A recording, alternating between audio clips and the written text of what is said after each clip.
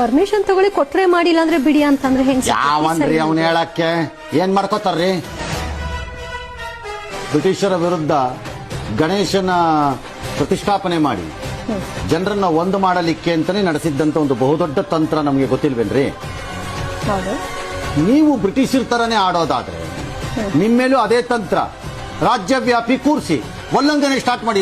ಖರ್ಗೆ ಹೇಳಿದ್ರಲ್ಲ, ಸ್ವಾತಂತ್ರ್ಯ ತರ ನಾವು ಚಳವಳಿ ಮಾಡ್ಬಿಡ್ತೀವಿ ಓಟ್ದು ಅಂತ. ಹಂಗೆ ಇಲ್ಲೂ ಚಳವಳಿ ಸ್ಟಾರ್ಟ್ ಮಾಡೋಣ, ಉಲ್ಲಂಘನೆ ಮಾಡೋಣ. ಅದೇನ್ ಮಾಡ್ತೀವಿ? ಎಷ್ಟು ಜನದ ಮೇಲೆ ಏನ್ ಕ್ರಮ ತಗೋತೀರಿ ನೀವು? ಎಷ್ಟು ಜನರ ಮೇಲೆ ತಗೋತೀರಿ? ನಾವು ನೋಡಬಿಡೋಣ. ಈ ಎಲ್ಲದಕ್ಕೂ ಒಂದು ಹಿತಮಿತವಾದಂತಹ ನಿಯಂತ್ರಣಗಳನ್ನ ಹಾಕೊಂಡು ಮಾಡಬೇಕು.